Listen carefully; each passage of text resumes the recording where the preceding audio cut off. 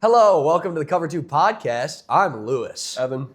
And we're on to the AFC Championship and NFC Championship game. A couple great games, a couple little stinkers, but I was right about CJ Stroud.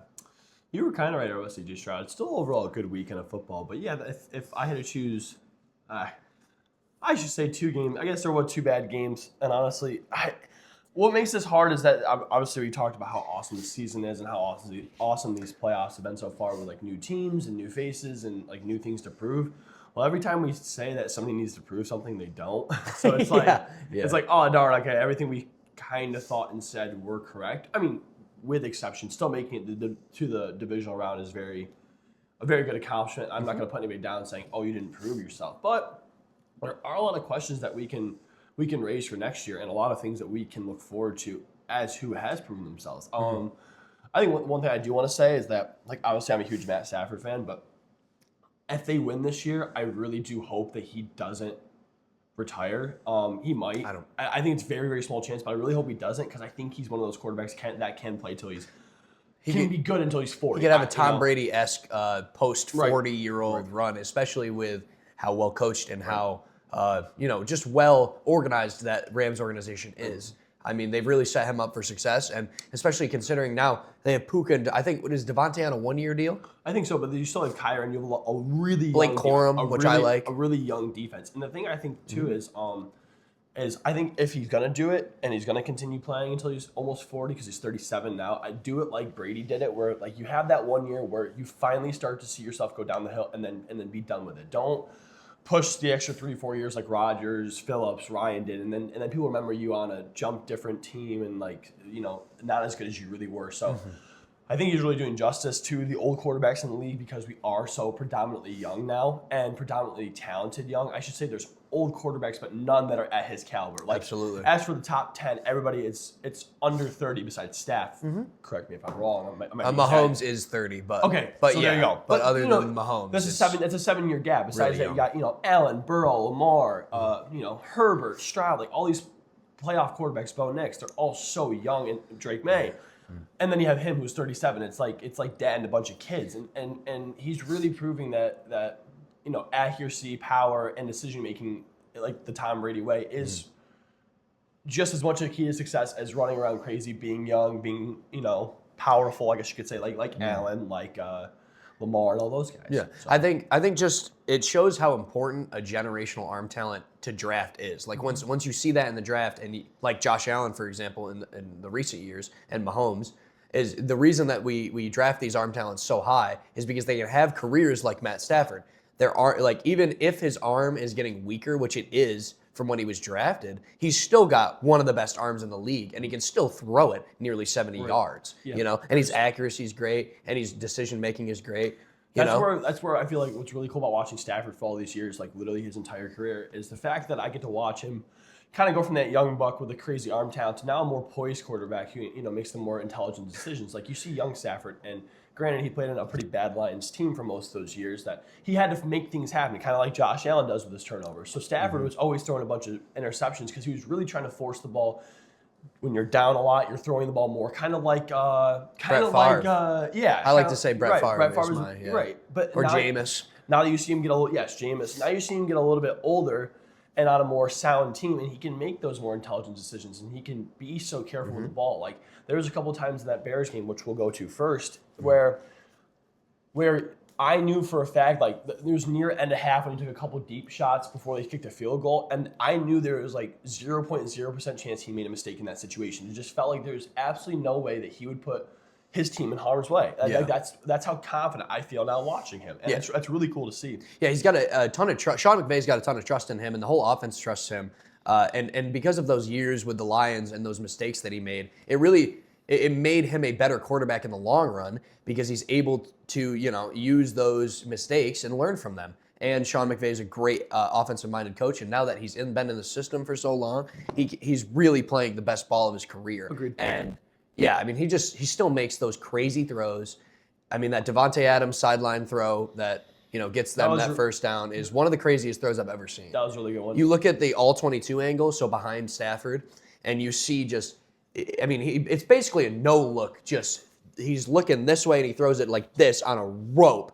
With Jalen Johnson sitting on the route, like he really played it super well. It's just a perfect pass and a great catch. There was another one I saw where it was, again, same thing. There was defender front, defender behind, and he got it just over the one defender's arms on the sideline. It's just Perfectly like, that was layered. one I specifically remembered from that game where it's just like that's what gets him there. And I obviously you look at the other side of Caleb Williams, who had a very good season. Great season And for obviously, the Bears, I don't know really. if it was his fault or DJ Moore's fault or whoever's fault it was in that play call. I don't know what it was, but to throw an interception at that point in the game, that's just inexcusable. You have the stadium behind you. You have the city of Chicago riding on this specific drive. You just need a field goal to win. And the cleanest pocket you have all night long, you're literally standing still and you throw an interception. And again, I don't know whose fault it was. I don't really care whose fault it was. Yeah. Even if it was DJ Moore's fault, there's too much there. There's too many problems that could come out of that. I agree. And that's where you need to make the decision to just, hey, even though I have a clean pocket, my play's dead and this sucks, either take off with the ball or just get rid of it. You know what I mean? I don't know. Yeah. I think I was watching that game, obviously rooting for the Rams, and I felt like there was 0.0% chance that they lost that game just with the amount of momentum, with how he looked, another ridiculous, crazy comeback. Whatever that throw was on fourth down. Unbelievable throw. I mean, people are saying it's like one of the greatest throws of all time. Like, chill on that. It was an amazing throw, though. It was an amazing throw. I mean, running back, ball traveled 51 yards in the air on a rope, and he chose obviously the perfect receiver. You got Kmet on a smaller guy. And back to that interception, though, I do want to quick touch on that. I think it's a little bit of both in that situation, but it was an amazing play by Cameron Curl, I think his name is. Yes. Amazing play by Cameron Curl. Great catch. I mean, diving in nearly negative degree weather. Awesome play on the ball. He put his team on the line. I mean, at that point, you see a lot of guys that are willing to sacrifice their bodies, their everything to get to that next day. I mean, you're playing with your life right now, and you could really tell that both teams fought very hard. I have nothing really. I mean, obviously, I'm obviously going to be a Bears hater because I'm a Lions fan, but I really have nothing negative to say. I was looking for next season. I'm scared. Ben Johnson looks good. If that's like his first step, man, that's so crazy first season to have, especially like even within the season, you see Caleb Williams and that offense grow from really inconsistent early on, eking out some great comebacks because of talent to you really see how he's built this team. And Colston Loveland is a home run draft pick as far as I'm concerned. He's going to be one of the best tight ends in football for a long time, it seems, as long as he stays healthy. Yeah. And Luther Burden, I mean, I think they got him in the second round. Great find there. I mean, he's kind of his J-Mo guy. He's kind of a Jameson Williams type. I think he's going to work very well because I can't see them sticking with DJ Moore for another year. I think he'll be gone. I think they got to get rid of him like ASAP, just to be honest. I mean, there was another play earlier on the season. I don't know if you remember, but Caleb Williams scrambling, and DJ Moore just runs off the field. Yeah. And literally, like, he ran off the field, put his hands in his pockets, and just walked off the field. Gave up on the play entirely. And the play went on for another, 3-4 seconds, So I think you just got to get rid of him. He doesn't want to be on the team. He doesn't want to play. So I trade him for anything. It doesn't even matter, really. You have a great fifth, fourth. a fifth or a fourth, whatever. Just get him off the roster. You have great young talent. You have a Dunze and Burden, and there's some free. You're very okay. With Loveland, Komet. Exactly. You're very okay And you in the got offensive room. Two solid running backs, really. I think you could find I'm thinking Wan'Dale Robinson to me because they could use a slot guy. Wan'Dale's a free agent, so if they look at somebody like him or just a slot receiver, even they could keep Zacchaeus and still be okay. Focus on defense. He's a serviceable wide receiver 3. Exactly. Focus on defense in the draft and beef up the depth of the defense because injuries kind of like Jalen Johnson was playing through an injury in that playoff game and that kind of hindered them a little bit, but they still performed great. I mean, just a great season. They did really step up the occasion. I think majority of the times that Bear defense was, very reliant on the turnovers and getting beat in big ways. But they absolutely stepped up to the occasion. Their defense stepped up, and their offense just wasn't good enough. They didn't have it. Caleb Williams, I think he threw for about. The yards weren't necessarily bad, but it was like throwing for 21 of 42 or whatever. Yeah. Whatever. It was about 50%. 3 interceptions. It's just you take care of the ball. I mean, yeah. And none of those are really great interceptions either. By the way, they're all pretty bad balls. But yeah, overall, it's a great season. They had a phenomenal draft. You look back at 3 players just right there: Manungai, Burden, and Loveland. I'm sitting there, I'm like, oh, what an awesome man! That how good we've drafted in the last couple of years is now carried with that coach over to here. So makes you think, a little bit. Makes you think. Yeah, and I don't really want to think. So I just say Let's move on. next year for them to be good, draft a couple young defensive players, get rid of DJ Moore, and I think to be that good, that young, young head coach, young everything, and they have a good future, and that's definitely a little disheartening to say, but that's the truth, and I'm gonna say it. No disrespect to them, great season. They're on the fast track. They did what I wanted to do this season, so great job. I think losing to the Rams, a potential Super Bowl winner, is a pretty proud thing to do. Definitely, 100%. Yeah. Yeah. Moving on to, you want to do the Seahawks-Niners game? We can just go. We can go through that one and the Patriots one. Yeah. Relatively quickly. I mean, the Niners game. Go ahead. Yeah, no, but I mean, obviously, heading into it, we both kind of knew it was going to be a blowout. We both kind of called a not a really close game. Everyone kind of felt that. I thought blowout. I didn't know that bad. That was pretty putrid. I think I said 20 points on the last pod, but it was 31. I don't know. They killed them. 42-6. Yeah, the final score doesn't really matter. I mean, that defense. Obviously, the Niners are injured. Great season by the Niners. I mean, really, it was doomed from the start, and you still made it to the divisional round. 41-6. 41-6. Yeah, you still made it to the divisional round. I mean, really awesome season for them considering all the stuff. And Brock Purdy looked good in that game, even though obviously, they only scored 6 points, but given the defense and given his weapons around there, he tried to make as much happen as he could. The Niners can be really good next year if they stay healthy and they figure out that generator problem, but the Seahawks did. That's actually a real thing. Did you see it? You see it now? I've seen about 4 TikToks. I think the Seahawks really kind of did what they were supposed to do, and that defense is showing out in a big way. They're now the best defense left remaining now that the Texans obviously lost that game, and Shaheed is making a big difference. I picked up Shaheed in fantasy when they traded DJ Moore for Shaheed, not expecting this, but expecting some offensive output, but him as a special teams returner, he's making a big difference. I mean, he really is an electric athlete out there, and they just took from the minute he took it in, went running from there. It was over before the game even started. Exactly. It was over from 7 seconds in.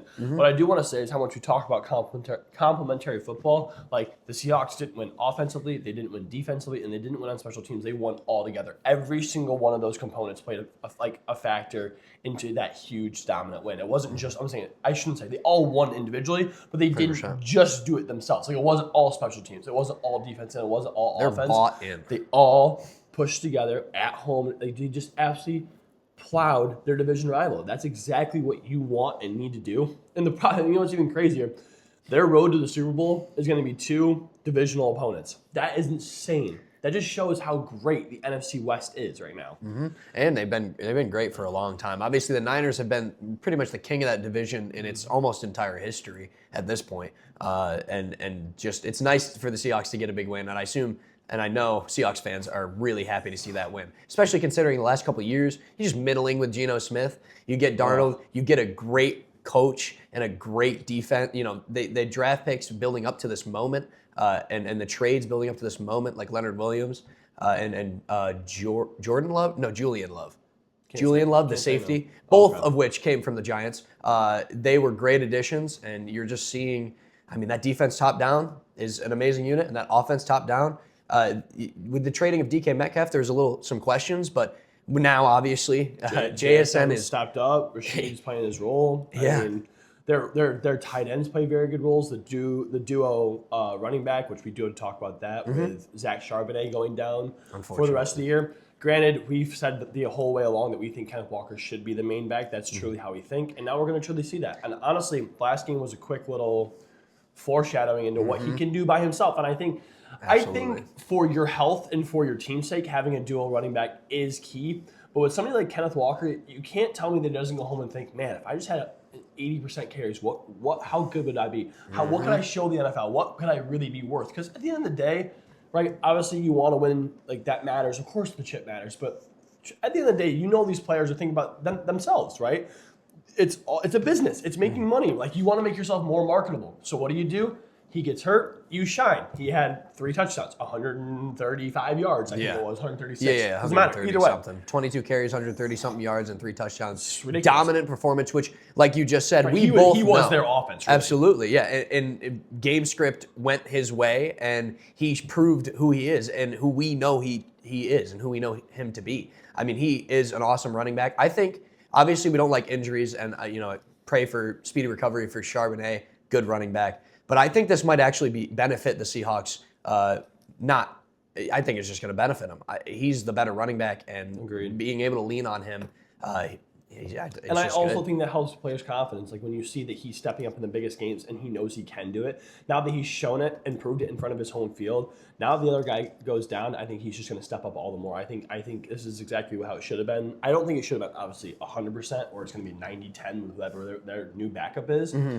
But I do think it should have been the 70-30, 75-25 instead of that 60-40 they were kind of doing. Kind of like what the Rams do is how I think it should have been, like Kyron, Blake Corum, where you see a little bit of Blake Corum sprinkled in. Exactly, like a 70-30, because K9 has struggled with injuries in his career, so they obviously have split the work more because to save him, and when he's healthy, he's the best running back on that team. But yeah, I mean, great performance from the Seahawks. Yeah, there wasn't really much to say. And I think Niners looking back on the season, if you just take away that last game, there really is a lot to smile about and a lot to be proud of. Coming back from grueling after grueling injury. And if that is a legitimate thing with that whole environment scenario, that's something they need to figure out. But let's take that out of the factor. Let's just say they unfortunately got injured this year more than they have before. They did a very good job at fighting back from that. And, not just laying down and dying like most teams would when they lose some of their star players. They continuously battled. But at the end of the day, they came up short. They just didn't have what it takes. Not having George Kittle in that offense really, shallows it out. I did see a report that Brandon Ayuk is definitely not coming back. Oh, he played his last snap. We pretty much knew that, but I did see a report from someone in the organization saying that he has played his last snap as a 49er. Oh, the GM, Lynch. Okay, GM. Yeah, the GM. Yeah, so he's going somewhere different. And granted, we talk about all these guys that, are kind of like those locker room divas is how I like to say the menaces, you could say. And honestly, you look for next year, and they're kind of getting to the age where it's like they're not even becoming fantasy relevant anymore. Like Brandon Ayuk goes somewhere else. I don't know if he goes above 4th round. DJ Moore goes somewhere else. Even if it's in a perfect situation like Ravens, his first thing that came to Ravens, mind. Chiefs, Bills. Even Chiefs, Rasheed Rice, Bills. Even then, you put DJ Moore or Brandon Ayuk on the Bills. Maybe they get grabbed in the 4th round. I think Brandon Ayuk is more marketable in that situation. I would much rather have Brandon Ayuk on my team. Fantasy team, and if I'm the Bills, then DJ Moore. But at the same time, it's like absolutely, yeah, no doubt. We'll go to that organization next. Doubt. But you look back at the rest of the season, great. But I think to absolutely get throttled by your divisional opponent and not even put up a fight, it hurts. You can only smile so much. Like we talked about respectful, losing with pride, losing with dignity. Bears did that. Bears had a very dignity-filled win or loss, but Niners didn't show a bit of that. They just got embarrassed, went home. It really stinks because you've seen because of all those injuries throughout the years. There's a lot of people that if the Niners move on through this game somehow, you got like Jake Tonjes really showed up in a big way with the George Kittle injury. Even like Kendrick Bourne earlier in the season showed up in a big way. Demarcus Robinson shows up in a big way. Obviously Juwan Jennings has really become a number 1 wide receiver for that team and is really impressed. Staying healthy. Pearsall staying healthy can be really valuable. I mean, I think the problem is I just think their future isn't bright, and that hurts to say. Guys are getting old. You have the Brandon Ayuk situation. You have 3 stud players who now are going to be injured. I mean, late 20s. CMC's already injury-ridden. Yeah. Kittle is injury-ridden. Always has been. I mean, now Fred Warner and Bosa, you're giving them, injuries they had that are naturally reoccurring. I just think it's going to put you guys in a tough situation for the future, and they're just getting old. It's a very old team. Yeah. You're losing, your window's kind of closing, and especially with how dynamic the Seahawks look being that young of a defense and that young of a team, it's like I think they about slammed their window shut. And the Rams too. I mean, the Rams are young and healthy. Other than Stafford, they're a young and healthy team. You're putting in a division with 2 rising teams. Even being led by people like Sam Darnold and Matt Stafford who are getting older. The rest of their team is so young and so dynamic. I'm going to say dynamic, versatile. Yeah. I just think that they have so much to be happy about, and the Niners just don't. The Niners are going to have to come back next year, figure out what they want to do with all these old players off injury. And then if it comes down to it and they do kind of a little bit clean house, then it leaves you with Brock Purdy, Juwan Jennings, and Ricky Pearsall to run the offense. Obviously, McCaffrey. But granted, these aren't proven people. He's low other 30s. than Brock Purdy. And CMC, of course. CMC, obviously. But it's just like how much can you lean on their shoulders, right? And you have to say, is Brock Purdy without the team around him? Like there's obviously like Josh Allen's always going to be Josh Allen. Joe Burrow's always going to be Joe Burrow. But when you don't surround a person with a phenomenal team, are they that same player? Can they step up to the occasion is really the question. And that, unfortunately, that's the question that they're going to have to face next year. And I know for a fact that Shanahan is not looking forward to it. No. Not that he necessarily thought this was their year, but I think if he could see that Purdy could be competitive without a lot of resources against the top dogs, and that at least shows you know what? We're going to be okay because we can play against anybody. But to go and just get absolutely whomped. Yeah. Purdy would need to be like, I immediately think Drew Brees. He would need to be like a Drew Brees caliber quarterback to see what you want from him. Because Drew Brees suffered, if there's any Saints fans watching out there, Drew Brees suffered from a really poor organization especially after their first Super Bowl, where their best wide receiver for a while was Marquise Colston.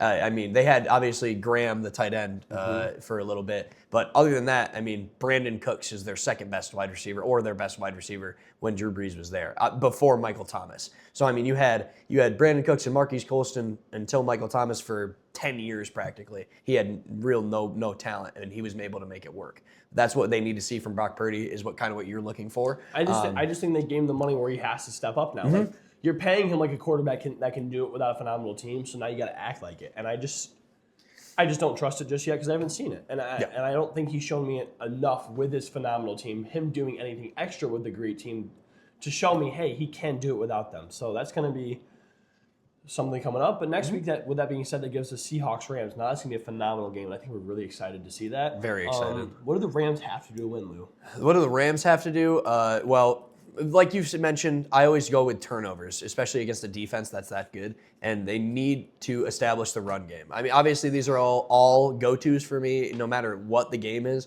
limiting turnovers and establishing the run. And if they can control the line of scrimmage, I think they have a chance.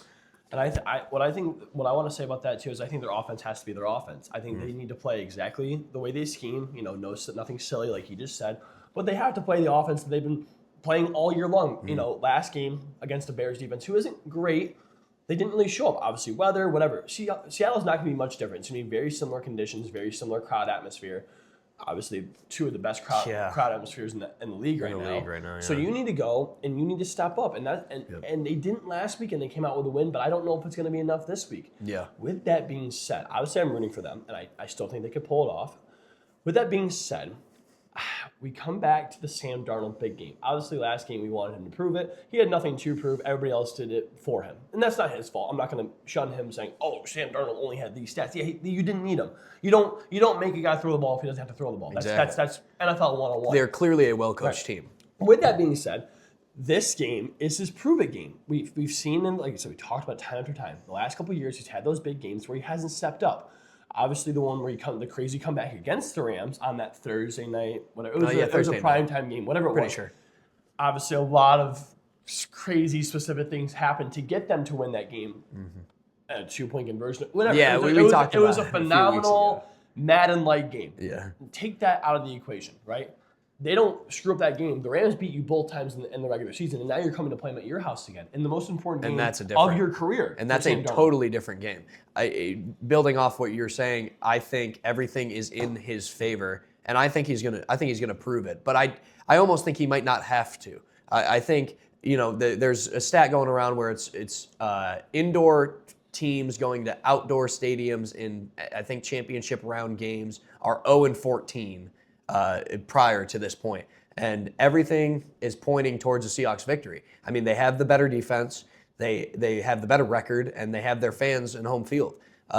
It's whether or not Matt Stafford and that offense can make a difference. I want to say you have all those stats, everything behind you, and not to highlight and glaze the guy that I love anymore, but you're going against Matt Stafford, who is having one of the best seasons of his life. He will be the MVP. You have to step up to the occasion, and that's something that let's put it this way. I think if Sam Darnold and Seahawks had to choose one opponent to play in the NFC Championship, they would have chose every single other team before they chose the Rams. And I truly believe that. Yeah, I mean, the more times you see a team, the harder it gets to beat them, especially on the winning side. You need to scheme different ways. You need to play different ways. You can't come with the same plan you had the last two times. Yeah. You need to come up with something totally new. And you have the most important film ever, because instead of watching them play another team, you get to watch them play you. You get to watch them. Hey, here's what they did against us. Let's fix that right now. Twice. It's so easy. Right? Yeah. Exactly. Twice. Mm-hmm. Yeah. It'll be a really good game. Yeah, absolutely. It's going to be a really awesome game. I'm very excited. That's I mean, both of these were at the point where both games were obviously must-watches, but I'm very excited. That's a much more must-watch. Yeah, I'm excited. I think that's the 6:30 one, right? The night game? Yeah, obviously. They've been for this last weekend. They gave both NFC games the late slate because they're better games, and they were. And then they gave the championship the late slate too, again because it's a better game. Yeah. So we want to move to the AFC side now. Yeah, we can probably run through at least the first game pretty quickly. Yeah, we'll talk about that Houston Texans. Yeah. Yeah. I mean, for me, going into the game, I kind of just felt it. I kind of just knew C.J. Stroud was gonna pretty much lose them the game, honestly. I mean, 4 interceptions and just some bad throws, really terrible decisions. He looked lost out there. He looked like Daniel Jones to me back in the day, where you're just like, you never know what you're doing, and every point you have a decision to make, like, let's just dirt the ball, let's just take the sack, let's just live to fight another down. He made the exact opposite decision. It was like trying to be a wannabe Josh Allen. He looked horrible out there. He looked awful. He looked like the worst QB in the NFL. Every single time there was either a bad snap or a broken play, he was trying to do something ridiculous that didn't need to be done. I've said this, like I said it last week, the same way I'm going to say it now. Your defense is the best in the league, arguably one of the best of the decade. You just need to not suck and not blow it up, and you'll win. And they would have won. He lost them that game. C.J. Stroud is the reason they lost that game. Cut, dry, nobody else. He sucks. You cannot do that in a big game, especially with a defense like this. These defenses come once in a lifetime, man. These teams, absolutely. These specific situations, with the way that the league moves and money and all this crap and rookie contracts, this is it. This is your time. Yeah. He's still trying to chase what he did 2 years ago in his rookie season. That's not good. It's not good. And it really sucks to be their coach, their organization, looking at their third-year QB saying, man, what more can we give him? Don't care that Nico is out. It doesn't matter. Shut your mouth. You suck. You blew the game. You suck. In this scenario, they drafted a lot of wide receivers. Almost, it feels like in preparation for moments like this. They have a lot, I think its name's Hutchinson, Xavier Hutchinson. They got a lot of young guys in there, even with the Christian Kirk pickup. Obviously, Gonzalez on the other side defensively for the Patriots, shadowing Kirk at that point. You just got to limit. I know they don't have a run game and there's all that, but just what are we doing? I mean, it really hurt to watch. Like you said, generational defense. They got a lot of one-year contracts that are now up on that defensive side of the football. A lot of rookie deals that are up. A lot of players that are going to move and get paid a lot of money somewhere else. And like you said, once in a generation, and you can't throw it away like that. And he did. He exactly threw the ball away. I mean, you could obviously there's a lot more factors. The weather did play a factor. Your run game does suck. The Patriots have a very good defense. I'm not going to just say that it wasn't, it was all C.J. Stroud, but it was majority. I'm realistically going to say 75 to 80% his fault. Yeah. He didn't make a single right decision. I never once trusted him with the ball. He threw horrible interceptions. He had horrible decision making. Yeah. Doesn't know. We looked at, and honestly, that reflected in the Steelers game where he got saved by his defense. Constant times, turning the ball over in the red zone, trying to make some ridiculous flea flicker work when it was already broken. You just go down on a knee. Take your loss. Yeah. You also have a great field goal kicker. I trust Fairbairn from 60 inside anywhere. It doesn't matter if you're playing outside, inside, at the and he's proven Little League Park. It doesn't matter. He's going to make them. Yeah. So. Yeah, I mean, good win by the Patriots, I guess. I don't know. The defense and special teams, by the way, I saw a stat. The Texans' defense and special teams outscored them in the playoffs. It was like 37-25. Outscored the Patriots or outscored the Texans' offense? Texans' offense. It was. Yeah. They had 5 defensive touchdowns. And then if you count those extra points, that's 35 plus a 2-point conversion, so 37. Yeah. And then there's 64 scored, so 37-27. Yeah. Yep. So if you count like the extra points kicked with the offense, kicked with the defense, 7-7. If you don't count that, then it was 32-32. Yeah. Oh, but even then, who's supposed to score the points? The offense. To kind of build on the C.J. Stroud hate wagon we're going on right now. Oh, it should be longer. I could be here all episode saying this. It was horrible to watch. Yeah, one of the stats I saw was this victory by the Patriots offense and the Patriots. The stats that they put up, the offensive stats, is the first time a team has won a game in the history of the NFL with the stats that offense had, including the turnovers, the yards, and they were like 5 for 28 on third downs. Just terrible, awful stats where a team has never won. The Patriots didn't look great, mind you. They did enough, obviously. Drake made did look a little rough. Again, I know that weather did play more of a factor than we're probably letting on to. He had 4 fumbles, 2 lost, an interception. Yeah. It was a little shaky of a win. Couple great throws. Unfortunately, what all the people are going to say is, they are kind of highlighting on this Mickey Mouse run type beat, is you're beating up on a terrible O-line like the Chargers. You play a horrible C.J. Stroud and the Texans. And then now you're going to go play the Broncos, who we're going to talk about in a second, don't have their starting quarterback. Yeah. I don't think that matters. In the NFL, you still have to win. I think it's different for basketball because of the fact that you're playing 7 games. So a lot of times the team that is better is going to come out victorious. In football, it's still any given Sunday. You still have to win that game. And the Texans had everybody there. Without Nico Collins, it doesn't matter. I think if C.J. Stroud plays serviceable football, they win the game. Totally agree.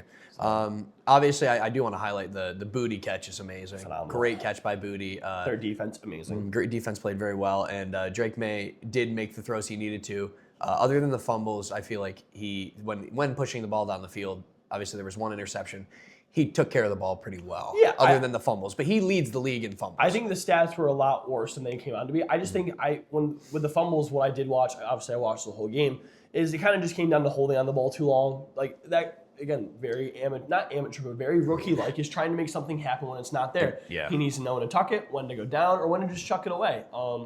Playing a Broncos team, unfortunately, without Bo Nix, you still need to make the good decisions because you never know. If a defense puts themselves in good positions a bunch of times in a row, it doesn't matter if it's Jared Stidham or Carson Wentz playing. It doesn't matter. They're going to come out to be decent. Yeah. Right? You know what I mean? Mm-hmm. So. Yeah, and now he's going against a defense that led the league in sacks. Right. After going, obviously, there's been some pushback to the Mickey Mouse ring recently. As there should be. People have been mentioning the defenses he's played against because the Chargers defense is legit. 100%. And obviously the Texans defense is legit, and the Broncos defense is legit. These are all top 5 units in the NFL, and he has went in and he's played his role and he's excelled. I mean, they've won these games. These are big, important games, and he's a second-year quarterback. I mean, at the end of the day, you got to give him his credit. He only scored this many points or that many points. He only had this many yards. At the end of the day, it doesn't matter. You move on to the next round. Who cares? Who cares if you threw for 40 yards? You go next week and they go home. That's what matters more. Absolutely. You did your job in getting your team to the next week. You didn't pull back them, right? Mm-hmm. You didn't hold them back. I should Exactly. say. Like C.J. Stroud. Like C.J. Stroud. Now I guess we'll move on to the Bills Broncos game, which now we have some fun topics to talk about. I think we agree on the major one that everyone's talking about, but really phenomenal game. Awesome way to start off that week of football. Overtime victory, amazing offensive plays. Bo Nix gets injured on the second to last play of offense on a nonsense run for no reason. A run to position their field goal kicker. Teams do it every single game. They've done it thousands of times before. If you say that, it's he should have been in there to do maddening that, or to this, me. that, and the other thing, no, you're stupid. He needs to be the one in there holding the ball. You trust him with the ball. He needs to be the one in there running the little out route to give your kicker a better position. I would do that 100 times out of 100. It was a very unfortunate circumstance that led us to the situation we're in now. So I am going to disagree with you on that just because, I understand what you're saying. Okay. And I get what you're saying because Bo Nix is their dude. And he's the running quarterback. And you trust him with the ball in his hands. And I totally get that. The Bills' defense is, I'm pretty sure, dead last in running defense. And they ran their running backs 10 times in that game. Just run your running back to the left. They're the worst run defense in the league. What, like a Wildcat? No, I'm just saying hand off the ball. He hands off the ball. There's still a potential chance he gets hurt. You're putting things in the universe. That I'm not still happen. I'm not saying the injury might be inevitable no matter what, because we always talk about these plays and people like to bring them up and say like, oh, if they didn't do this, he doesn't get injured. He probably inevitably breaks his ankle because. He didn't do anything. He just went to a knee. He didn't get hurt. He didn't even get tackled. It was a non-contact injury out of pure luck. Yes. Now, I just think they needed to run the ball more in general in the game. That's basically what I'm saying. And I think you just hand the ball off during the game more. I mean, obviously they won the game and it worked out. I think he was their leading rusher. Absolutely. And I know you have like McLaughlin and R.J. Harvey, but their running backs are so bad. Yeah, you have McLaughlin and R.J. Harvey, but they're just not good. You just ran the ball 10 times against the worst rush defense in the league. There's just so many moments and opportunities where you're just, I don't know. It's frustrating to me. I think it also shows the trust they have in their running backs, and that's very low. They would rather see Bo Nix, especially their star sophomore quarterback, run the ball than these two running backs they have. And I know you speak more highly of R.J. Harvey. Then, he's still got to prove himself. Right. I don't think I just like him as a prospect. I don't think he looked good at all. He had 12 carries for 30 yards. That was their leading rusher. Yeah. Okay. So I mean, I guess when you 12 for 30 is pretty terrible, and they really didn't have much. Well, that was Bo Nix. Run. Bo Nix. Oh, that was Bo Nix. Yeah, he was their leading rusher. What was their running back stats? Harvey 6 for 20, McLaughlin 4 for 20. So they ran the ball 10 times. Obviously, they're bad stats, but there's just a lot of. Bo Nix threw the ball 46 times. Yeah, there's just a lot of opportunities against. I mean, obviously, you're competing with the Bills' offense, who didn't punt all day. It was just score or turnovers for them. But let's reel it in a little bit. Talk about the Bills a little bit here. Josh Allen is a major reason they lose that game. Obviously, he's the reason they get there. But now the storyline has turned on its head to every time he gets there, he can't get it done. He's had the ball, I think, 7 times with the opportunity to go and win the game, and he's 0 for 7 now in those opportunities. There's going to be some hotly contested debate on the interception or whatever in the overtime where McMillan takes it from Cooks. It's an interception in my book. It's an interception in my book. No matter what. The rules are you have to survive the ground.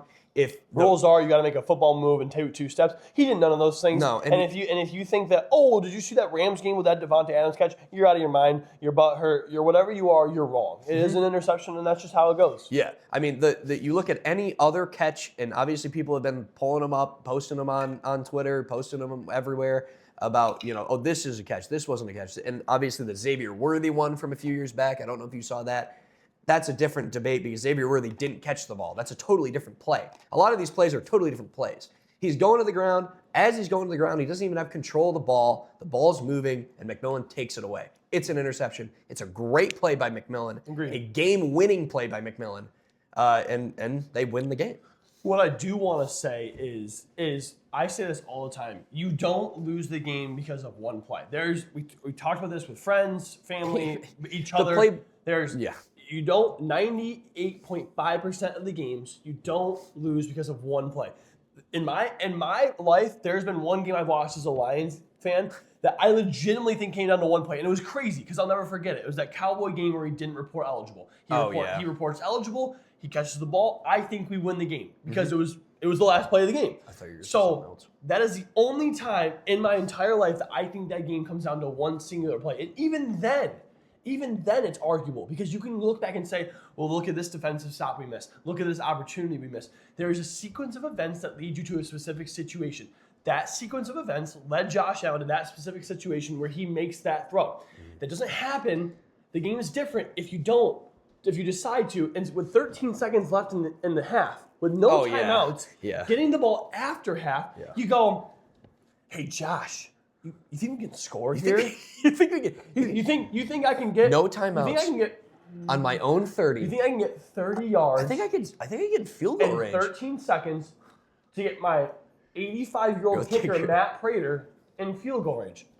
Yeah, let's do Josh. And get it done. And you know what? Hey, Josh, by the way, if the play breaks, be super irresponsible with the ball. Yeah. Right? You're that kind of guy, right? Hold it in one hand. Hold it in one hand like this, and look like you're almost trying to throw a lateral back to somebody because you're a moron. Yeah. Remember the Texans playoff game a while back when you lost it and tried to lateral to Dawson Knox? Do it again. Yeah. Do it again, but nobody's there. It'll be really funny. It's insane. And you also, for those that you don't know, that game there's 15, 16, 13, whatever it was, seconds left in the game. In the half, and they try to make some deep play happen. Nothing's open, so he runs the ball. And as he's running the ball, he's holding it so carelessly that when he gets tackled, he chucks it. He just chucks a fumble. Because who tackles him is Benito, who's an awesome defensive end and knows when you tackle, you swing. You swing at the arms to get the quarterback to drop the ball. And he plays a great play. Swung his arm, snap the ball goes like this, gone. Leave him in field goal range. You just get in three free points. And honestly, and they lost the game. I would have fired. You could argue that is the loss of the game in one play. I would say whoever's decision making that was, they would have been fired before the game was over. If I'm the top guy, the president, I'm calling down to the field. Who made that call? It was our offensive coordinator. It was our head coach. I want them gone now. I don't even care. That's 3 points. You realize how valuable that is in a game against a defense like that? When you're getting the ball after half, even if you didn't get it after half, I don't get it. I don't know. I don't know what they were thinking. Terrible But you look at the end of the game. If you want to talk about that one play, you look at the end of the game. We went to overtime. If they didn't have 3 points, you know what happens? You don't go to overtime. You win the game. Granted, a lot of different things would have happened, different Yeah. decision making. Yeah. That's why I always say it doesn't come down to one play. So Yeah, if you're there's a another moronic play. Bills fan that think you only lost because of that play, you're out of your mind. You cannot win a game having 5 turnovers. Okay, 5 turnovers. That's 5 times you had the ball that you should have scored or done something with that you didn't because of a missed play by your quarterback, wide receiver, or running back. I don't care who it was. 5 turnovers. You cannot win a divisional game with 5 turnovers. Absolutely. You're out of your mind. And another play, I don't want to beat a dead horse, but he missed, I think it was Dawson Knox right up the seam, which would have scored a touchdown. He overthrew him. Right. Brandon Cooks on the interception, he underthrows him. Like, if this is your stud dude and he's Superman and he's the man, and obviously I know he's throwing to Brandon Cooks and there's not a lot of people out there, but make the play. You're making the play. Mahomes is making the play. No disrespect to Josh Allen, but Mahomes is making the play. Matthew Stafford's making the play. Drake May might even make the throw with the way he's looking this year. You just can't make those mistakes. I mean, Dawson Knox, or it was either Dawson Knox or Kincaid up the seam, is wide open. Just hit him in the chest. It's a touchdown. You win the game. I mean, these are just plays he missed. Yeah. He lost. Obviously not. He didn't lose the game, but you He can't helped contribute. You can't look at that interception and just be mad at the interception. You have to be real about it. It's tired of the coping. I've never been a big cope guy. My team stinks, and I say we stink. I don't make up these rules and make up these decisions like, oh, if this would have went, blah, blah, blah. You got to be real and objectively look at your team. You didn't have it. I talked to a couple of Bills fans this week, 2 of my good friends, and who are intelligent Bills. Not that you're dumb, but I think if you're going to take, no disrespect, but I think if you're going to take one thing away from this podcast today, it's that if you watch football, you can never blame it on one play. That goes back to the Chiefs with the penalties. I don't care. In my opinion, I will say until the day I die, a football game does not come down to one play. Okay, that's what I'm going to say. Because there's also you have to what I just said, to get to that one play that you think the game came down to. There was 80 other plays that led to that could have went other ways as well. So with that being said, that's what you should take away. A football game is not one play; it's a series of play. Don't blame one play. You're a moron. With that being said, I talked to a lot of Bills fans who are very intelligent, and they said the same thing. You can't win a game with 5 turnovers. Now, what I will say is that I think the best thing the Bills did all last week was lose the game. The fact that the highlight of their week was losing another crucial playoff game is saying a lot. That week just got worse for them. They lost a coach who I don't think should have been fired, in my opinion. You had to listen to your president talk more stupidly than Jerry Jones. Which is hard to do. They promoted their GM to president, who everybody that I've talked to hates. Oh, the Keon Coleman stuff, you man. talk negative about your second-year wide receiver that you've had some problems with, saying, "Oh, I'm not even the one that liked him. That was him." And then the videos come out. So the reason the videos come out, bro, of him saying, "Oh, I like oh him." man, good. Thank goodness he ran a 4.52 or 4.47. We can draft him now. There's clips of him in like a pre-mini camp, whatever, before the draft, saying like, "Oh, we really like Keon Coleman. We really like him." You know, they filmed this. They got professional filmographers. That's not a word. Anyway, professional people to film this. What I will say while he's laughing because he can't figure out his words, he's fumbling his words. I think it might be a word. He's like Drake May out here. I think it might be a word. What I will say is your horrible, devastating, heart-wrenching loss to the Broncos was the best thing that happened this week for you. And if you're a Bills fan, you are not happy. Your week went from plummeting to hitting another plummet to just jump off the cliff. You're dead. This is a miserable week to have to hear your team talk like this. Fire your head coach that a lot loved.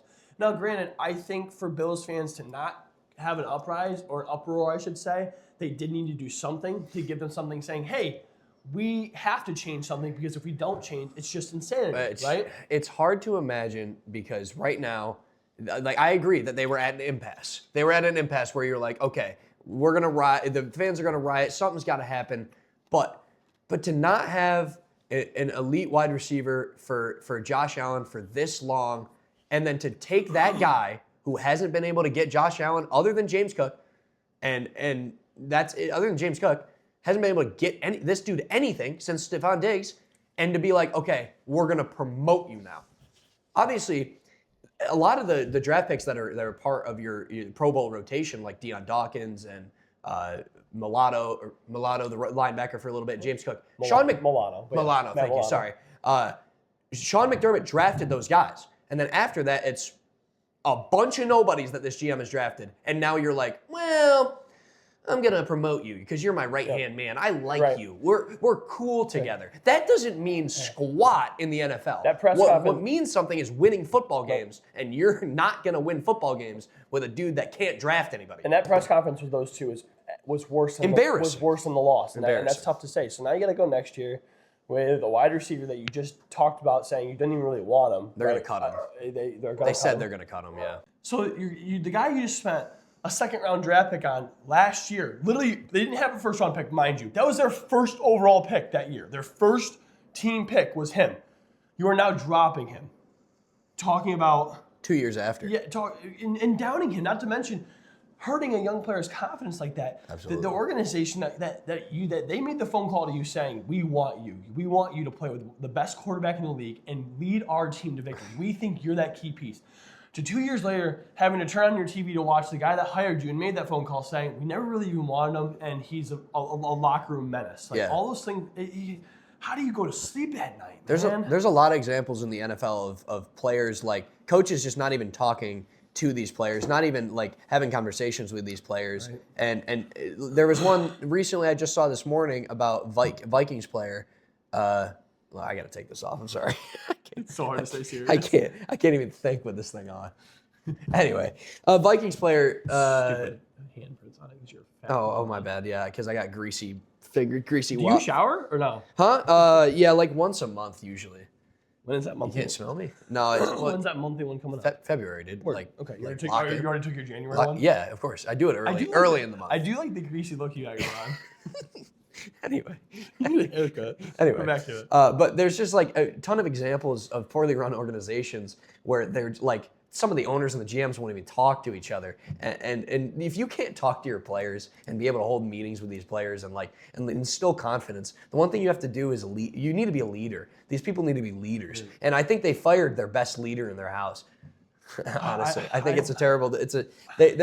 they're quickly all of a sudden becoming one of the worst organizations in football out of nowhere. Yeah. From the mountaintop highs from 3 years ago to who knows? And I feel like you're just waiting. I mean, Josh Allen's only going to be Josh Allen for so long, and it's like, how many more years are you going to do that? They've been to the playoffs 7 years in a row now, is it? And with Josh Allen, and every year is devastating in its own right. And it's like, how many more years can he do it? You know, Brutal. Like it really does go back to the four Super Bowl losses in a row. Like, is just all this team has to offer, or maybe a new stadium will help him because that fixes everything, right? I don't know. That owner is already now my most hated owner in football. I don't like him. I think a lot of that comes down to the media nowadays, like that personal conversations and that ability to kind of just say whatever you want, like whether it be players or administrative people in the organization, whoever it is. People are so more open and free to say stuff nowadays and just be rude because at the end of the day, you can hide behind the media. You can hide behind the screen. Whereas before, it's like they come into your office and you tell them the truth. You tell them what you think their role is on the team, and that gets personal. When you're saying eye to eye, you're not good enough for our organization, that's a lot harder to do and a lot more heartfelt and true than you saying it in front of a bunch of screens because you can. Yeah. Because if God forbid he does go at you or something does happen, it's all over the media. You're protected in 5 different ways, and it's just not right. It's just mean. Yeah, we mentioned earlier like free agent wide receiver Brandon Ayuk or DJ Moore coming to this team. Why the heck would they want to come to this football team? After you just see he was in the league for 2 years. Now, was he missing some meetings, and obviously he had some DNPs. He was being a young moron. But what are you gonna do? Are you gonna keep just insulting this kid, or are you gonna try to build him up and be like, hey, come on, like motivate him? He needs motivation. He needs help to figure out how to live in this in the NFL. Right. You got to be able to support that. Like a lot of these players come from poverty, from nothing, and you immediately get millions of dollars. I would act like I'm the man. I would be like, okay, I get it, Hey. You have to keep them grounded somehow. Right. And this ownership. Yeah, that comes down to discipline. Like, hey, we hired you. You're our guy. We're giving you all this money, but you need to play like it. This is still a job. You don't get the money to just look cool, and we're the number. Like, and I think that does show, like, with the way they benched him and saying, hey, you need to show up to these meetings. I think that's a great way to do it, and I think that was very well done by McDermott. Mm-hmm. But to talk bad about you need to sit down and have a conversation. Be like, hey, Either we have these, lay it right in front of them, put it on a piece of paper. These are your expectations. If you don't meet those, we don't want you on your team, and we will not pay you our money, right? Yeah. Something in the contract that says that. And he told a bold-faced lie right in public. Bold-faced lie, just saying he didn't draft you. It was McDermott. Yep. Right after they fired McDermott, who they shouldn't have fired. Just embarrassing. Really embarrassing. Yeah. And I don't even want to talk about the matchup next week. The Broncos Patriots. It's like, what I'm going to say is it'll be two good defenses, and for the Broncos to have any chance, their defense is going to really have to step up. And Stidham's going to have to do something with an offense that we talked about all year doesn't have that wow factor besides really Bo Nix. Bo Nix is that wow factor now looking back on it. Yep. And it's hard. You really don't see something until it's gone. And now that Bo Nix is gone, you're like, whoa, he was their wow factor. He's scrambling. He's making things happen. He's hitting guys because he is good. He's making players a little bit better. And that's like, oh, Stidham can't do that. He's the floor raiser, and you've lost your floor raiser. Yep. Now we'll see how low the floor can get. Yep. I mean, there's obviously some Broncos fans, including Derek, our editor, is pretty positive about the Jarrett Stidham, and he's actually relatively confident going into the game. I mean, he thinks they have a chance. We don't. I really don't think he should be confident. I think they have 0.0% chance to win the game. But if you're this far in the league and you made it this far this season, any year you made it this far, you don't want to lose hope, and I respect him for that. Like, of course you're going to have hope and you're going to have confidence because it's like, what else can you have, right? You haven't been in this situation in 10 years. Yeah, and I think you could have a cat playing quarterback and you're still going to hope and pray that they do enough to win the game. It kills you because it's like, I'm sure there's a lot of devastation and a lot of misery in the fact, but I mean, it's going to be a lot more sad if and when, more like when they lose the game. Yeah. Then you're going to be like, man, this was really our year. But they can't say this is really our year until it's over. Exactly. So got to have confidence. Yep, you got to stay positive. I totally get it, but they aren't going to win. Nope. I mean, it's Patriots' time to make it back to the Super Bowl again. As miserable as it is to see, it just depends what Patriot rematch we're going to have. Patriot Ram or Patriot in my belief, Patriot Seahawks. In my belief, Patriot Rams. Yeah. Rams. And if and when the Seahawks win this week, I have a nice JSN jersey that I'll be wearing for the next podcast. Yes, sir. I'm a winner either way. Yeah, you victory. Sweet we'll do some trivia next. Louis actually has some prepared for me. Yes. So, let's dive right in. Oh, we're going Let's dive right in. No break. I like it. All right, fellas, ladies and gentlemen. I need a break. Kidding. That wasn't funny. Ladies and gentlemen, we're gonna start with. I got a couple. I think a couple of them are difficult. I got to guess the player based on the teams he went with, including college. Oh. I have a rushing yard leaders at quarterback, which I think is an easy one. I think you could do that one pretty current. In all time. Oh. Just top six. Okay. And then I have a guess this offense based on where they went to college.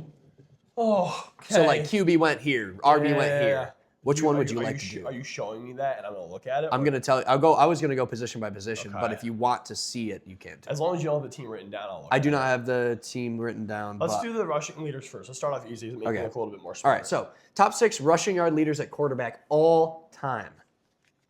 Who do you got first? Okay. Michael Vick. Michael Vick, second. Number 2. Lamar Jackson. Lamar Jackson's number 1. Already. Mm-hmm. Cam Newton. Cam Newton's number 3. So far, you're going in order nearly. It's pretty good. Off a cliff now, though. Mm-hmm. The last 3 are. So no names I'm gonna know. No. I think you know these people. You know these quarterbacks. Is it Josh Allen there? Josh Allen is the 6th. I eked him in there because I felt like you could get there. No, I was gonna say him next either way. So okay, so he's 6th. So you're missing 4th and 5th. 4th and 5th. Mm-hmm. Okay. Mm-hmm. Okay. Are any of these? Okay, I won't ask it. No, you can. Is Daniel Jones up there? No. Oh. No. He runs the ball enough. Yeah. It's more longevity. If he scored that touchdown against the Eagles a while back when he tripped, he might have gotten there. I'm going to check that after because I want to see how piss poor of a guess that is. See how poor of a guess that is. He might have gotten there, maybe. I'd be curious to know how close he is. I don't think he's top 10. No? No, I don't think so. I from what I remember looking at, I don't think he's top 10. Yeah, you need more. You probably need more longevity. I think 7th is Young, the quarterback for the Niners that won the Super Bowl is Young. I can't remember his first name right now. I know he ran a little bit. Steve Young? That feels more longevity. McNabb? Excuse me. McNabb, no. He wasn't really a runner. All right. So you're missing 4 and 5. 4 and 5. Yeah. Are either of them currently playing? There's 1 current and 1 retired player. One current and one retired. Okay. Yep. Um, The current player is not a starting quarterback. Mariota. No. Not a bad guess though. I think didn't he's think so he's either. top 10. I'm pretty sure.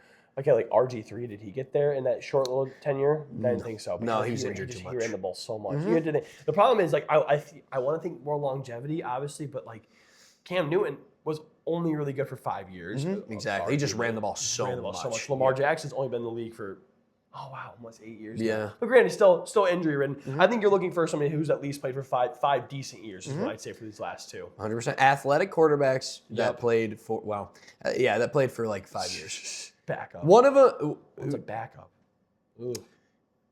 I'll say this. I think this was a decent hit. He started the year starting, but he's not anymore. Oh, I got benched. Kyler. No. Oh. Too recent. Yeah. Too recent again, not long enough. But same thing. He got drafted with. They get injured. He got drafted with 2019. Lamar. Yeah. No, before Lamar. He was drafted in 2019. I thought 2018. We went over it last week. Yeah, I 17. can tell Was he you. almost 17? I can tell you right now. Maybe we're gonna have it written down. Yeah. Well, Continue thinking. I'm gonna keep thinking. Because I think he's been before Lamar. Again, you just think of those guys who just scramble a lot. I was on your phone. I sent it to you on your phone. Oh, okay. Longevity. Ugh. Oh, injury. Somebody got injured. No, it wasn't an injury. He got benched. He got benched. Ugh. He got benched for No, you don't need to tell me. It's okay. Because for another player. I should be able to know from somebody that got benched. So, let me just do the teams quick then. Oh, Justin Fields. No. Good guess though. I actually like that guess. I don't know if he's top 10. He's gotta be. He's got to be top 10. Maybe I should have done top 10. Didn't he have 1,000? The one year? It was like 8. Was it 8? It was 8 I thought he almost or had 1,000. or it was 928 maybe. Okay. We'll look it up after. Do you want the team of the retired player? Sure. Eagles, primarily. Kelly Green era. Yeah. So 80s, early 90s. Pretty sure. I feel like it's a McNabb type player. Is it? Not, McNabb was early thousands. No. Late 90s. McNabb type player. Yes. Yes, a McNabb type player. I feel like I get these two confused a lot. This other guy. I could see that. Yeah. He has the longest punt in NFL history. I don't know if you know that.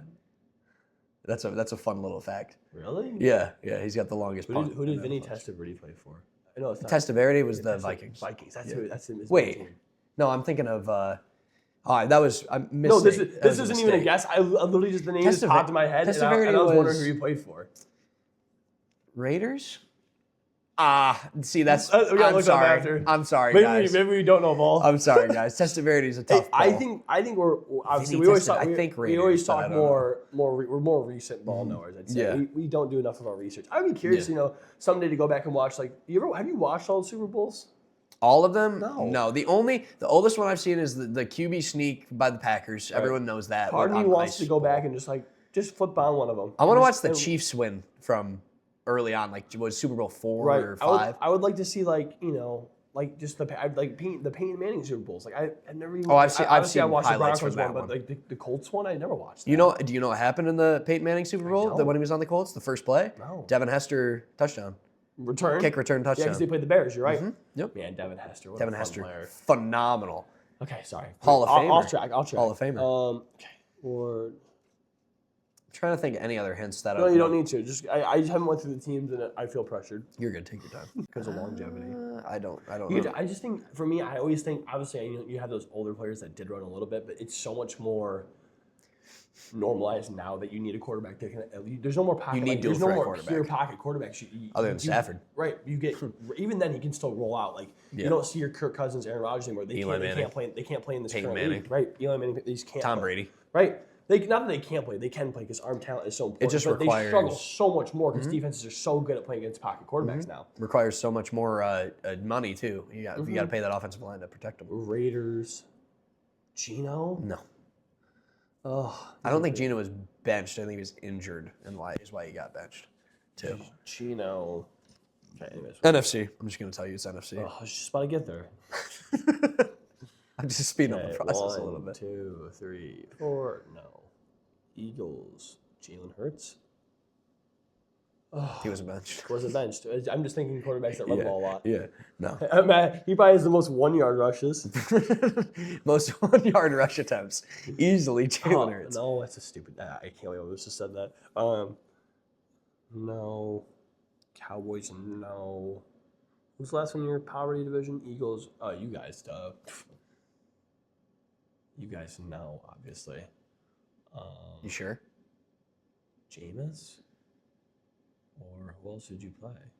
Dart? Who Jameis? started the season for the Giants? Russell Wilson? Russell Wilson. Yeah. Russell Wilson. I'm glad we said that. I would have never gotten Russell there. Wilson. I would have never gotten there. Isn't that unbelievable? That's unbelievable. It's actually unbelievable. I would have thought Mahomes, Hurts. Mm-hmm. I would have been. He's ahead of Josh Allen. I would have been very By 2 confident spots. that all those guys got above Russell Wilson. Russell Wilson is fourth. It does come down to longevity. Like, he's not a big runner, but those 5-6 yard scrambles that he does, they chip off after a while when you're constantly playing in the league, in this type of league. Like, he went through the revolution of going from a pocket quarterback to more. Yeah. A lot of play action type beat. But yeah, no, I would have never RPOs. guessed that. So yeah, thank you for getting me there. Yeah, no problem. And then you told me you said the Eagles. Yeah, the Eagles, Kelly Green era, 80s, I 90s. just can't. I know. You want his first name? Sure. Randall. Cunningham. Randall Cunningham. I wouldn't have got there either. But He had- good. also- good list. 97-yard punt, I think it is. It's furthest punt Right. in NFL history. Was it the one where he faked like going for it and then he punted it? Yep. That's Yeah. so it was funny. like the pooch kick, and Yeah. he punted it, and it hit like the 50 and rolled out all the way to like right, the 3-yard right. line. No, yes, he definitely ran the ball. He was probably the only one in that era that actually He ran was the ball. the dude in He that was area the that ran. guy. Yep. Yeah, good list. All right, moving on from that one. We have a few things we want to stat check in between the break. Yeah. Because I have a trivia for you as well. Do you obviously. want to break, or do you want to do the guess the player one? No, let's really guess the player in. All right, so I'm gonna start off with an easier one because they only have 3 teams. Okay. All right, this player started off their college career at Ohio State. Okay. Do you have a guess? Justin Fields. No. Their second college team, Wait, second college team. Oh, geez. Okay. LSU. Oh, and then Bengals. So Burrow. Exactly. Okay, good. Great job, Burrow. That one's an easy one. Good. That's a good way to start with because it's gonna get downhill quick. All Probably. right, we'll go with this one, Mac. Okay, we'll go with this one. First college, Butte Junior College. Yeah. I couldn't even name a player. Couldn't even name a player. There's only 2 NFL players from Butte College. That Okay. have So ever- it's somebody good. I'm gonna guess T. Higgins. No, no. Second team, University of California. Okay, well, there's a couple. Obviously, Goff, but I feel like there's another Cal quarterback in the league. Well, I'll guess Goff. No, incorrect. Third one, Green Bay. Love No, is not from Cal. no. Where He went did to Utah State. Okay. Third team, New York Jets. Sorry, So, second team in the from NFL. the Packers to the Jets. Okay, there's obviously a bunch that did that. Mm-hmm. I don't want to sound stupid. Okay, I'm going to guess.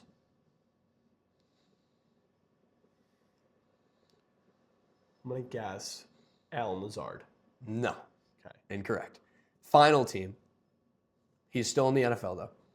Pittsburgh Steelers. Okay, Rodgers. Rodgers. Aaron Rodgers. I was trying to choose something besides him. You kept ignoring him. I hate him so I much. knew that was gonna happen. Oh, I hate him That's so why I much. put him in this list. What was the JUCO he went to? Butte Junior College. I think it's in Southern That's so California. impressive. I mean, I hate Rodgers, but it's so impressive to come from a junior college to make the NFL. How cool is that? It's pretty awesome. It's pretty. I didn't even know he went to a I junior was college. just dancing around him. I didn't know he went to Cal either. That also hurts me. Yeah. All right. I'm not a college guy, and I'll avidly say I don't know college. This ball. is why it's tough for you, but I figured this would be fun. No, once you get to the NFL, trust me. I was like, who else besides he's like, Rodgers? please don't let me guess. No, Please don't make me I guess hate Rodgers. I hate him. All right. This is the last one. North Carolina State Like College. like UNC. No, North Carolina State. So NC NC State. State. NC State. I don't know a single person. No. Let's do Nate Wiggins. I don't even know who that is. No. Nate Wiggins. Oh, is he the wide receiver? Really phenomenal defensive player for the Ravens. Number 2. Oh, number 2. yeah. Okay, yeah. Safety, cornerback. Okay, yeah. He's the Anyway, really, sorry. really thin guy, Really really thin, lanky dude. slim Yeah, leaper yeah, type lanky. dude. Yeah, dude. yeah. Okay, cool. Next team, It's a crazy pull. Continue, sorry. Wisconsin. Oh, wow. I wanted to say something, but I'm not going to. Let's do. I don't even have a guess. You continue. Just keep J.J. going. Watt. Next team, Seattle Seahawks. Out of Wisconsin, Seattle Seahawks. JSN. No. Where did JSN go? Ohio State. Yeah. I knew that. Yeah, that's all right. Just saying names because I don't know. Okay, second NFL team, the Denver Broncos. Seattle Seahawks to Denver Broncos. Seahawks. Drew Lock. No, because he was drafted by Denver. Third NFL team, the Pittsburgh Steelers. Seahawks to the Broncos to the Steelers. Mm-hmm. Is it defense guy? No. Offense guy. Okay. No more hints. Is there another team after this? Mm-hmm. Oh my god. One more, only one more. Okay, and that's the team he's currently on, obviously. Yes. Obviously, it's off season, but yes. Right. He ended the season on this team. Okay, let me. I want to give a guess for Seahawks. This is where I should know at least a little bit more. Seahawks to Broncos to Pittsburgh. He's no longer on Pittsburgh, but he played for those three teams. Mm-hmm. Seahawks to Broncos to Pittsburgh.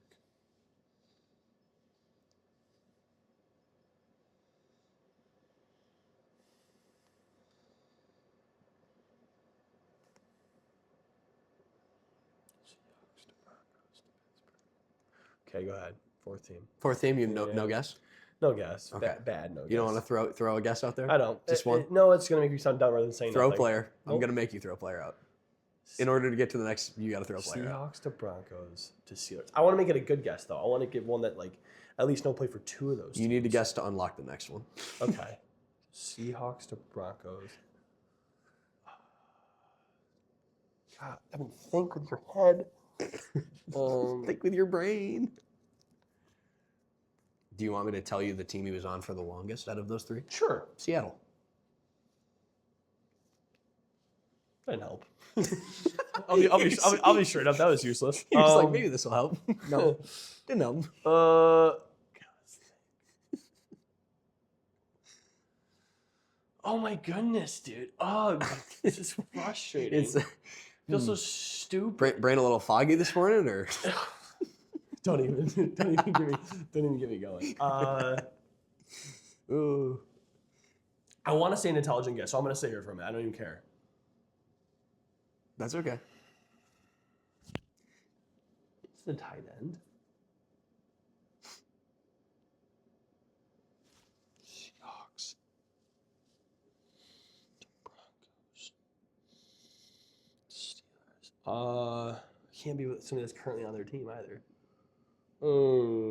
I just don't know. I still want to pass. I won't let you. I'm sorry. I know. You just got to throw out a guess. No, it's gonna sound so stupid. Yeah, I know. That's why I want you to Like, guess. I can't. I have to get a guess. out of Seahawks you. to Broncos to Steelers. Seahawks, Broncos, Steelers. And it's not defensive, it's offensive. Correct. Yeah. I hope you didn't hit me with some stupid lineman because you're stupid. and dumb.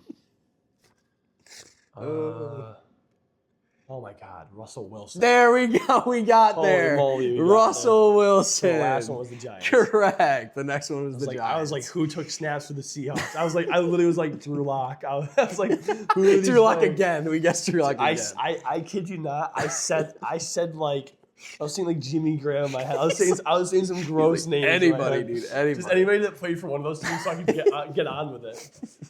Good job. You So found bad. it. You had it in you.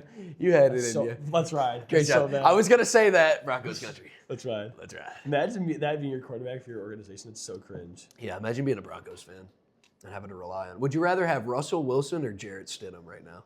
Oh, I would rather have a cat. like I Oh said man, earlier. please just put RJ All right, Harvey in there. we're gonna do our NFL awards, but I want you to name, or I'm gonna do some of the more notable awards and see if you can name every candidate.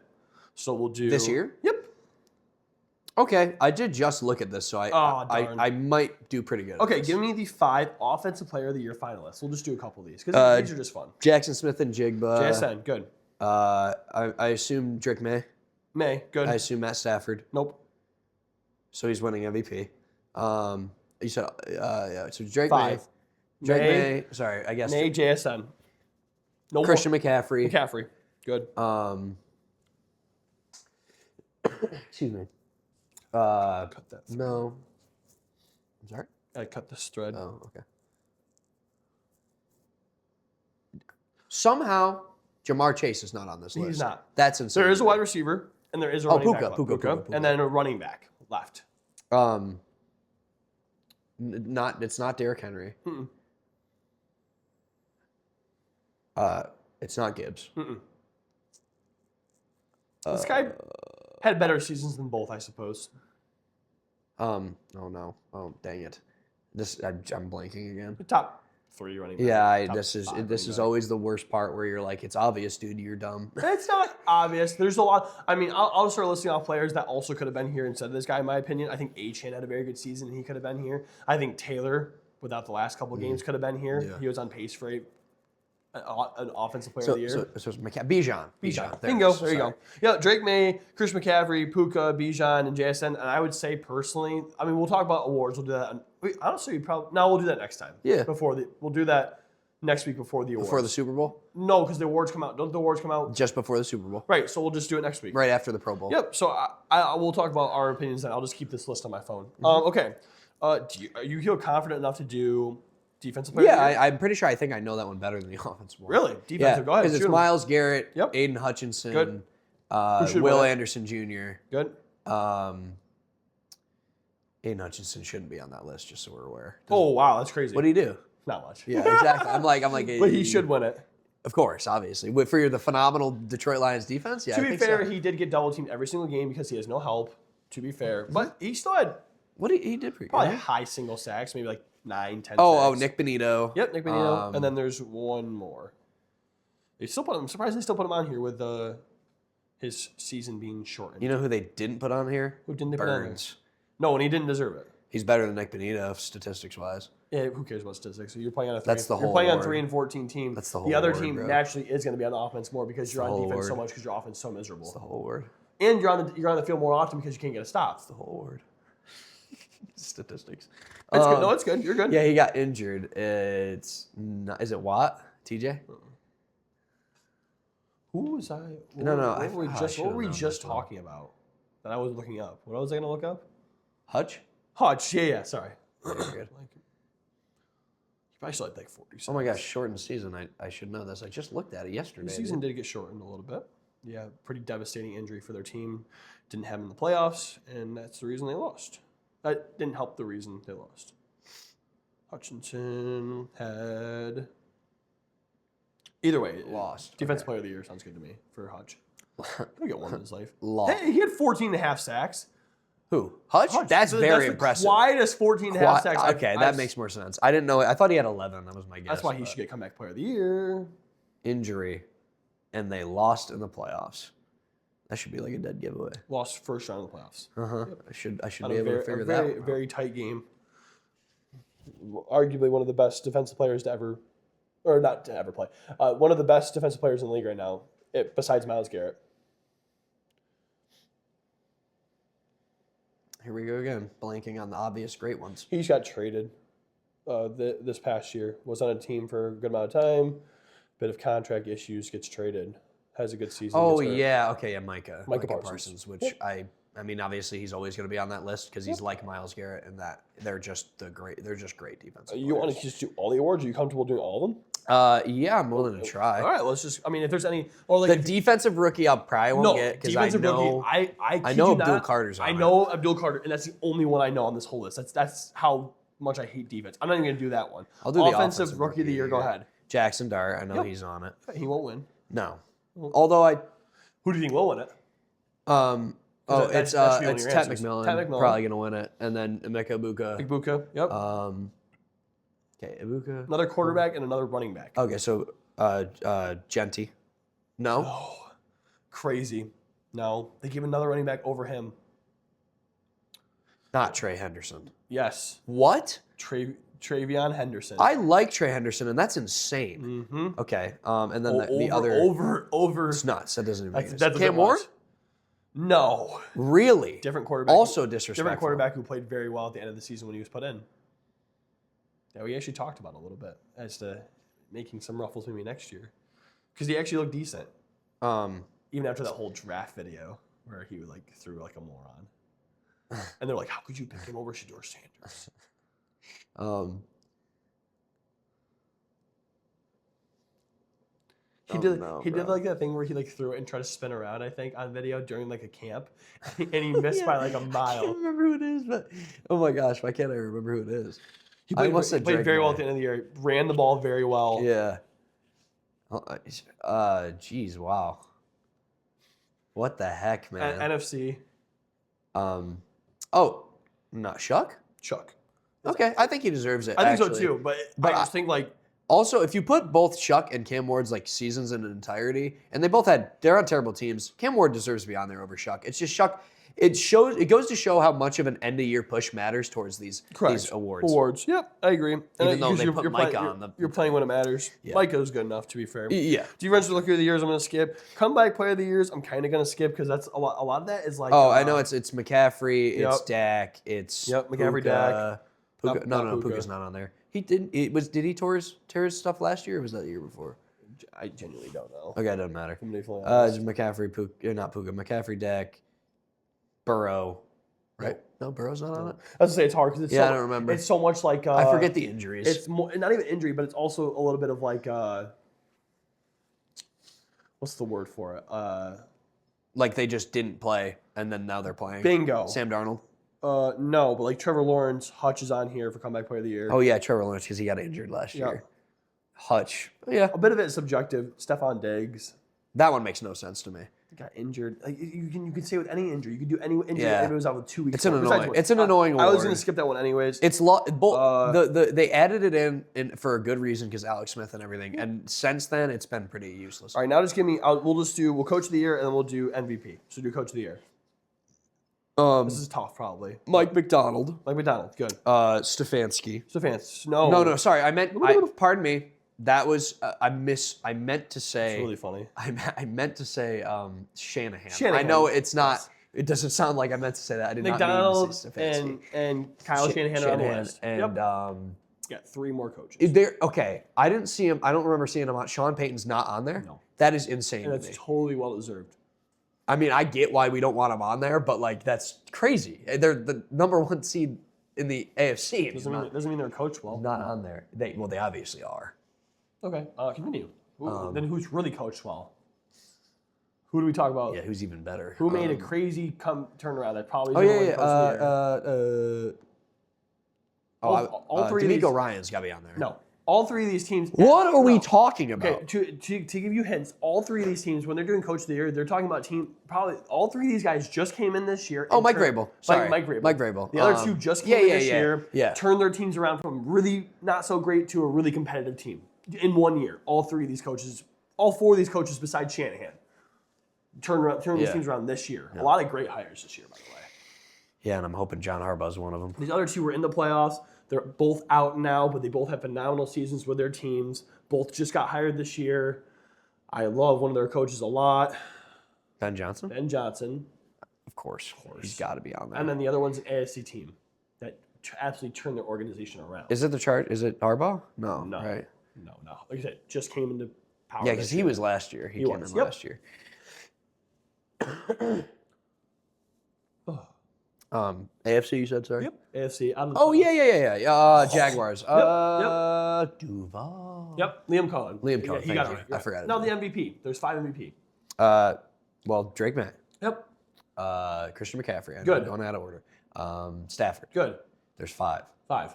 Um, Always 5 finalists.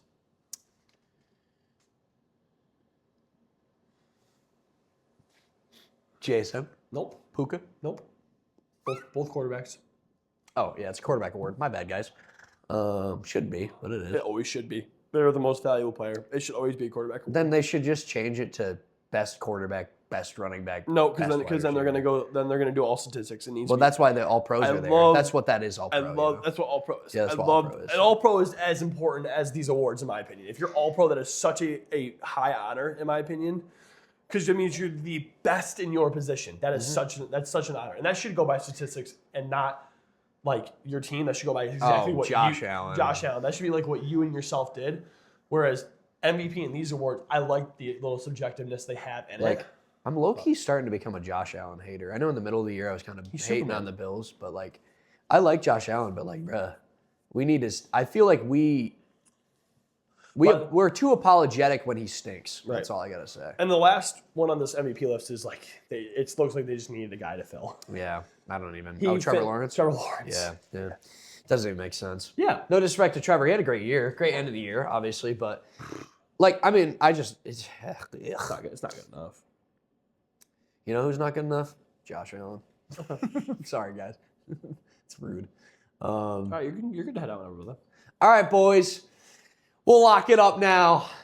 Thank you all for watching. Appreciate the likes